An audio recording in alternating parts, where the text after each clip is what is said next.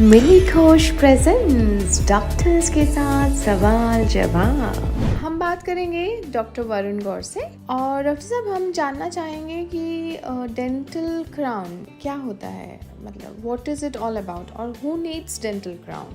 And Dr. Varun Gaur, if you can also tell us like what are the alternates of dental crown? So if somebody is not willing to go for dental crown, what other alternates are there? So इस बारे में sir थोड़ा सा हमें बताइए।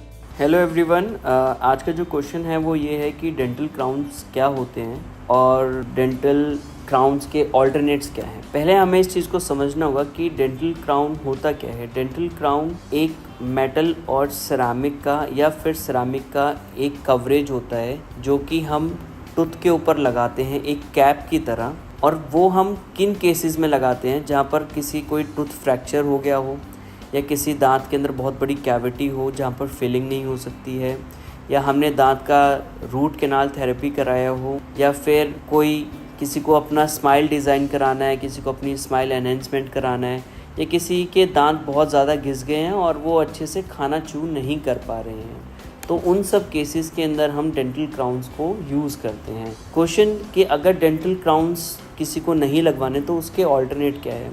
Alternate हम अलग अलग कैटेगरी से डिफ़ाइन करने की कोशिश करेंगे। अगर किसी को अपना स्माइल एनहेंसमेंट कराना है, स्माइल डिज़ाइन करवाना है, उन केसेस को हम डेंटल क्राउन्स को रिप्लेस कर सकते हैं वीनियर से।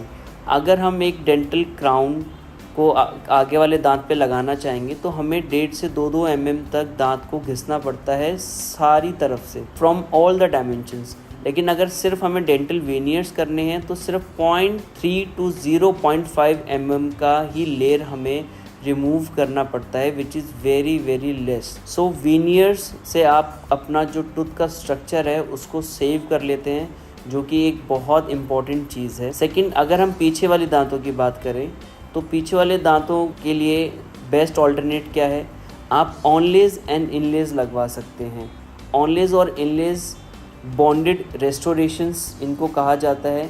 ये दांत का जो रिमेनिंग स्ट्रक्चर होता है उसके ऊपर एक बॉन्ड के थ्रू स्टिक कर जाता है, और इसके बेस्ट पार्ट ये होता है कि जितना ही पोर्शन टूथ का स्ट्रक्चर लॉस हुआ है किसी भी रीजंस की वजह से, सिर्फ उतने ही पोर्शन को हम रिप्लेस कर सकते हैं। उसके लिए हमें पूरे दांत को घिसने की चारों तरफ से ज़रूरत नहीं पड़ती है। So the best alternates to the crowns for the back teeth are onlays, inlays, and for the front teeth is the veneers. Thank you.